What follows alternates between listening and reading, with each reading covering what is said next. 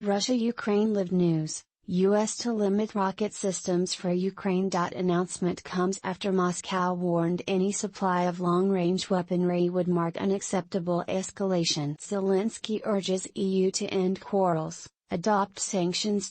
Ukraine's President Volodymyr Zelensky has urged the EU to end internal quarrels that he said only help Moscow, as he told the bloc to adopt more sanctions again. All quarrels in Europe must end. Internal disputes that only encourage Russia to put more and more pressure on you, Zelensky told an EU summit in Brussels via video. It is time for you to be not separate, not fragments, but one whole. Russia's Gazprom to halt gas supplies to Dutch trader GasTerra on May 31. Russia's Gazprom export has said it will suspend gas supplies to Dutch gas trader GasTerra on May 31 over failure to pay for gas delivered in April under the ruble for gas payment. Ukrainian group says 3,000 Russian troops died in Ukraine. A Ukrainian group that monitors Russian media and social networks said that the Russian army's death toll in Ukraine has reached 3. The Goryushko group said on the messaging app Telegram that the 3,000th Russian soldier killed in Ukraine was Sviatoslav Nizagorodov, a captain in the city of Sevastopol in Russia-annexed Crimea. He was reportedly killed on May 8 on Izmaini Island in the southern Odessa region. The Ukrainian military claimed that the death toll has exceeded 30,000.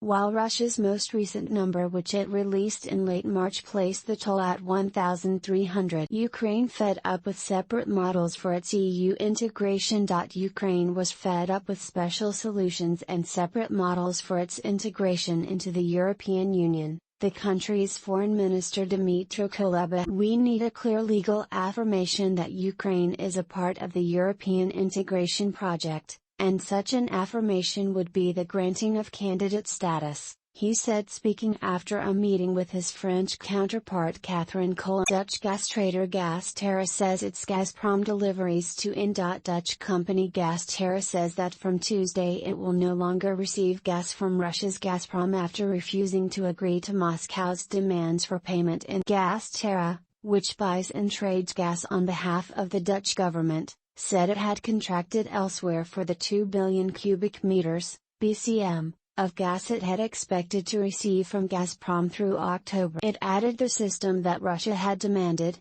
which involved the setting up of accounts that would be paid in euros and then swapped for rubles, could violate EU sanctions, and also said the payment route presented too many financial and operational. GasTerra is 50% owned by Dutch government entities and 25% each by oil giants Shell and Exxon. Putin, Russia ready to facilitate unfettered grains supply from Ukraine. Russian President Vladimir Putin has told his Turkish counterpart Recep Tayyip Erdogan that Moscow is ready to facilitate unhindered sea transit of cargoes, including grains from Ukrainian ports, the Kremlin says. Putin also reiterated during the pair's telephone call that Russia may export significant volumes of fertilizers and food in case sanctions against Moscow are lifted. According to the readout of the discussion published by the resumption of electricity supply may trigger fires in Mariupol, local official. A Ukrainian official has warned of the potential for fires in damaged buildings as Russian forces resume the power supply to Ukraine's ruined southeastern city of Mariupol. The city's Moscow-appointed mayor,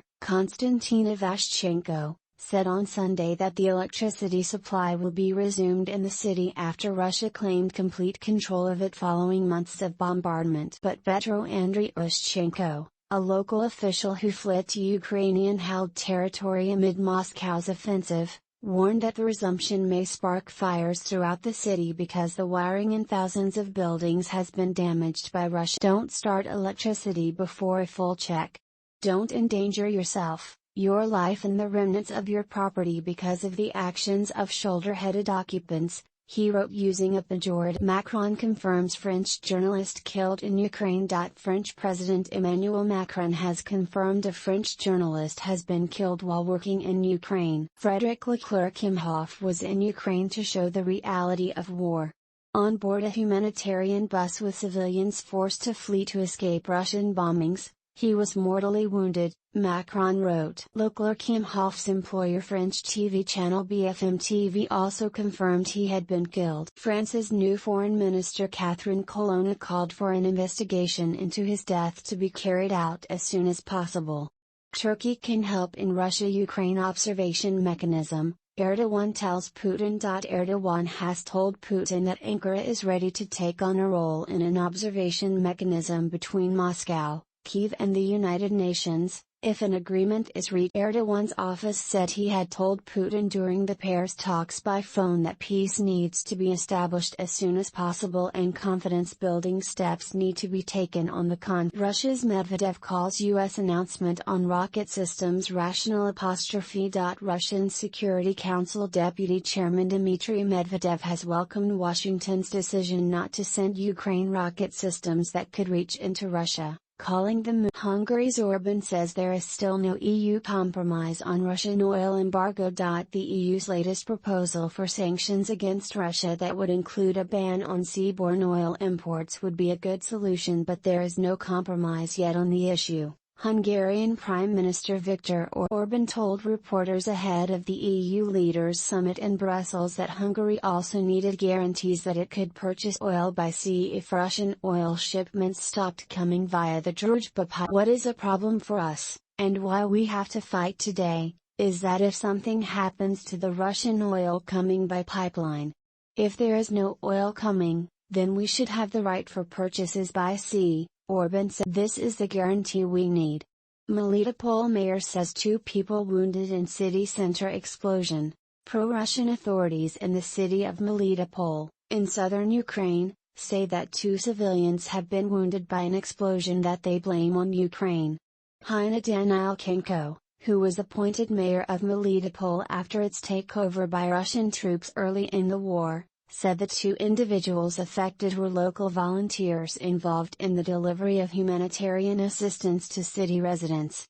She said that they were hospitalized. No one has claimed responsibility for the explosion, which allegedly saw a car loaded with explosives detonate in the city. Danilchenko said it was a cynical terror attack by the Kyiv regime in remarks broadcast by Russian state television. Some reports suggested the explosion took place near the home of the Russia-installed head of the wider Zaporizhzhia region, Yevgeny Balitsky. Lithuanians raise $5.4 million to buy combat drone for Ukraine. Hundreds of Lithuanians have contributed to a fundraiser to buy an advanced military drone for Ukraine. The target amount of €5 million, $5.4 million, was raised in just 3.5 days in Lithuania, a country of 2.8 million people, to fund the purchase of a Bayraktar TB2 unmanned aerial vehicle from Turkey. EU can breach overall deal on Russian oil ban, Bulgarian PM.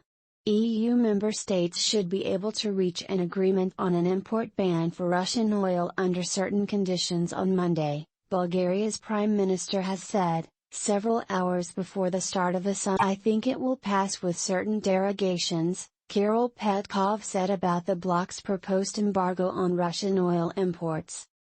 Overall it should pass, depending on some individual characteristics and criteria that member states may have, he added.